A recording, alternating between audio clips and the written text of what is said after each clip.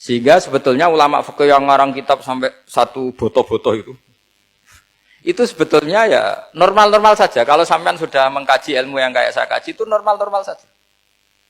Misalnya begini, saya beri contoh ya. Orang munafik itu disifati Allah gimana? Wa idza qamu ilas sholati qamu kusala. Orang-orang munafik adalah orang ketika mau sholat itu bermalas-malasan. Terus kitab Fathul Mu'in atau Fathul Wahhab atau kitab semua kitab fikih bikin judul gini. Saya masih ingat takbirnya. Wa yusannu nasyatun li sholatin. Disunatkan kalau sholat itu ketok gumrigah, ketok semangat. Fa inna Allaha ta'ala dzamma tarikihi. Karena Allah mengkritik atau menyalahkan orang yang kalau sholat itu tidak nasyat, tidak gumrigah, tidak semangat. Mergo seperti itu adalah fi'lul munafikin. Perilakunya orang munafik. Terus ditulis wa idza qamu ilas sholati qamu kusala. Artinya di situ Allah mengkritik orang munafik. Kenapa? Karena kalau sholat malas-malesan. Anda ingin bersifat kayak orang munafik apa bersifat kayak Rasulullah? Tentu ingin seperti Rasulullah. Kalau ingin seperti Rasulullah ya wasari'u ila maghfiratim mir rabbikum. Kalau ada kebaikan harus cepat-cepat, harus disegerakan. Nah, sehingga nanti babnya ya sudah tidak tentang orang munafik. Babnya begini. Babul musara'ah ilal khairat wa tarkil kasli. Bab bergesa-gesa atau bergegas dalam kebaikan dan meninggalkan malas. Jadi tidak lagi tentang sholat, tapi tentang kebaikan apa saja. Jadi kalau kamu punya hutang bisa nyaur jam 7, nyaur jam 9 pasti disalahkan Allah. Karena bisa saja dalam 2 jam ini kita mati. Paham ya? Begitu juga kalau kita sholat bisa awal waktu, kenapa tidak awal waktu? Meskipun akhir waktu ya dibolehkan. Itu ya tadi babnya ya tentang wa idza qamu orang munafik itu ya seperti itu. Akhirnya apa? Ayat ini turun tentang orang munafik, tapi pemaknanya umum. Ini disaksikan apa? Orang-orang tua kita ini ada Pak Ersoya, ada Pak On. Pemahaman ini harus dikawal dan ini tradisi ulama. Saya pastikan di pondok-pondok atau di Al-Azhar di mana saja, itqan itu dipakai disertasi doktor. Jadi kalau betul nanti kita mengkaji itu sudah doktor semua, doktor tafsir semua. Dadaan maksudnya. Memang itu mau tidak mau dan itu mudah sekali. Saya ulang lagi itu mudah sekali. Kenapa kata Imam Syafi'i fa innal uqula mutarratun ila qabril haqqi, karena akal itu dipaksa untuk menerima kebenaran. Ciri utama kebenaran kata Rasulullah matma'an nabi qabr. Jadi menerima itu pasti clear. Makanya disebut kebenaran itu ma'ruf, mudah dikenali. Sesuatu yang salah bahasa Arabnya itu mungkar, angkarohul aklu. Akal itu tidak nyaman. Makanya disebut apa? Munkar, sesuatu yang diingkari. Akal itu asing. Ya asing tuh misalnya, sepeda motor ini milik siapa? Milik Zaid. Ya sudah lah saya pakai, tidak usah pamit. Akal pasti, ini kok aneh, nggak milik orang kok nggak pamit. Akal pasti nggak terima. Makanya agama itu hanya menerima al-ma'ruf yang mudah dikenali dan menolak al-mungkar, sesuatu yang akal itu nggak terima. Jadi Imam Bukhari ketika ditanya, kenapa kamu salim itu bisa mensarai sanad-sanad Rasulullah? Kata beliau, kalau kamu akalnya normal itu ya gampang saja. Terus ditanya, contohkan. Beliau contohnya begini. Pernah syurrahul hadis, para pensarah hadis itu habis otaknya. Gara-gara Imam Bukhari bikin judul begini. Babu sihhati tolakil akhros. Ingat-ingat ya. Babu sihhati tolakil akhros. Bab sahnya tolaknya orang bisu. Orang bisu itu, orang nggak bisa ngomong tuh kalau bahasa Jogja. Bisu ya? Bisu. Bisu itu cerita. Bab sah tolaknya orang akhros.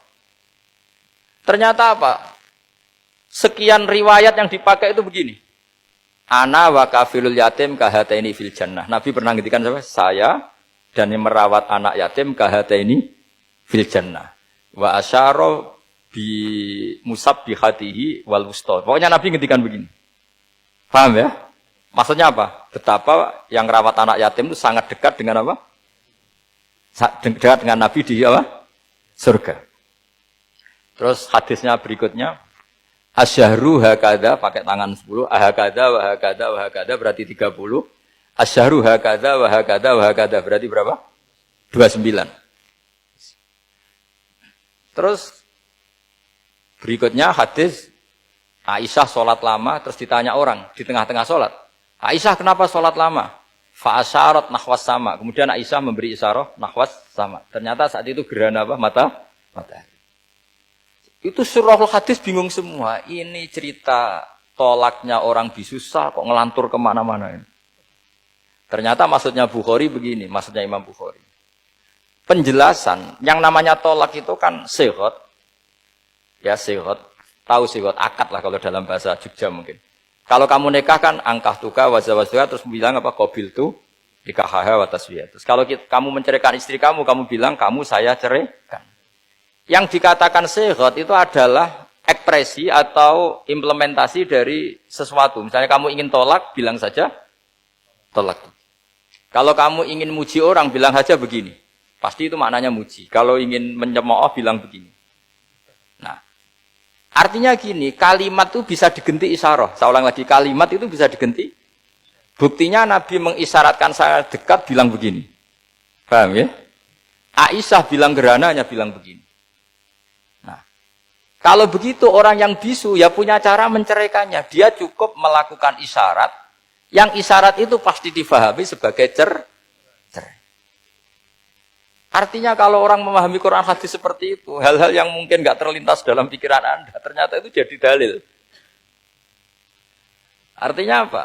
Rasulullah yang bisa ngendikan saja kadang menjelaskan sesuatu pakai isyarah. Nah, dengan demikian terus jadi rumus al-isyarah al-mufhimah bimanzilatin nutki. Isyarah yang memahamkan sama dengan ucapan. Sehingga ini pengganti ijab qabul. Itu cara-cara memahami istihad, memahami Quran dan hadis. Caranya gimana? Kita harus belajar ulumul Quran. Ya, perangkat yang dipakai seluruh dunia termasuk kitab Itqan itu. Dan kitab Sajaratul Ma'arif itu yang saya kaji dan dikaji seluruh ulama di dunia.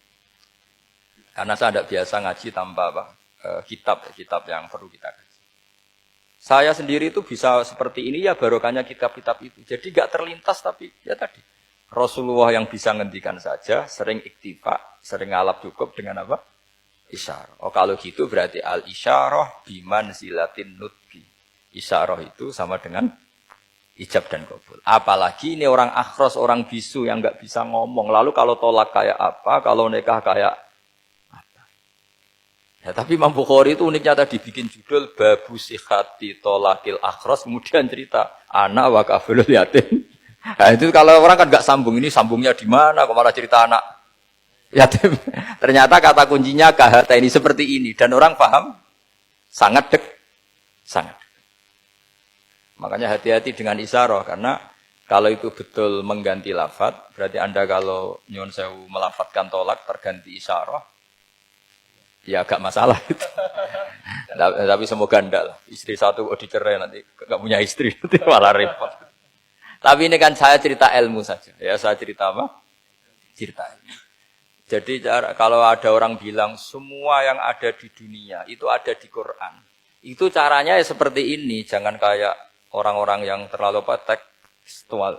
Karena kalau seperti ini pasti semua ada di dunia itu ada di Quran. Karena cara pemahamannya seperti ini. Saya sering ditanya kenapa bumi ada likuifaksi macam-macam. Memang dari Quran, bayangannya Quran seperti itu. Amin tuman fis sama ayyakhsifa bikumul ardo fa idahiyya tamur. Memang dari awal Allah bikin bumi ini potensinya malah likuifaksi. Potensinya itu melumer. Tamur itu memang maknanya melumer. Dan ketika Allah nyifati bumi wal ardi dzatis sada, sadun maknanya pecah. Dan Allah tidak sekedar mengatakan pecah, dzatis sad, sifat dasar bumi itu mudah pecah. Jadi kalau dzat itu sifat dasar. Jadi meskipun Quran tidak meneliti spesifik kayak para ahli gempa, tapi dari awal Allah ngendikan bumi itu dzatis sad wal ardi dzatis sad. Bumi adalah berkarakter pecah. Kenapa berkarakter pecah? Karena dari awal bumi ini lempengan-lempengan. Di Qurannya dijelaskan gitu. Wa fil ardi qita'um mutajawirat. Bumi ya kelihatannya banyak, kelihatan satu, sebetulnya dari qit'ah, dari potongan. Lah qit'ah itu jamaknya qita'. Terus disebut mutajawirat, saling berdampingan. Kalau dalam bahasa Arab berdampingan itu berarti sel-selnya beda. Kalau bahasa Arab bilang sesuatu yang bercampur namanya mukhalatoh, jadi satu. Kalau yang beda jenis namanya mujawarah. Nah, Al-Quran itu bilang wafil ardi qita'um mutajawirat. Bumi ini karakternya per potongan-potongannya karakternya beda. Sehingga memang potensinya bumi ini hancur. Apalagi dari awal memang dipersiapkan mau dihancurin. Makanya nggak usah takut kiamat. Memang rencana Tuhan mau dihancurin. Makanya sanggup takwa saja. Kalau ingin menghentikan penghancuran ini tidak bisa. Itu sudah dalam rencana Tuhan pasti dihancurin. Makanya kalau orang sufi ditanya, kenapa tidak bangun rumah? Tuhan aja mau rencana ngancurin bumi kok rumah tak tata nanti juga hancur. Tapi kalau di Islam kota saat ngomong gitu kan dia wah ini orang nggak jelas ini. Gitu. Padahal yang kedonyan itu yang nggak jelas sebetulnya. Tapi ini saya cerita jadi supaya UII ya, yang didirikan ulama-ulama. Saya masih ingat ketika Profesor Zaini cerita, Pak Zaini saya ini kan kiai, saya tidak punya gelar apa kok. Jangan minta bantuan ini. Katanya Pak Zaini dulu UI ya didirikan banyak kiai dan sebagian pendirinya juga nggak punya gelar katanya. Gitu. Tapi mendingan nggak punya gelar manfaat daripada punya gelar nggak manfaat. Malah problem. Tapi ya nggak masalah. Sudah ada manfaat nggak punya gelar malah repot lagi. Sudah cara berpikir gitu saja. Sudah. Pokoknya sementing semuanya baik apa saja. Jadi nanti setelah sampean mengkaji ulumul Quran ya tadi seperti yang dikatakan Imam Syafi'i itu gampang sekali. Kenapa gampang? Karena fa'innal uqula muttarratun ila qabulil haq. Akal ini pasti dipaksa untuk menerima kebenaran.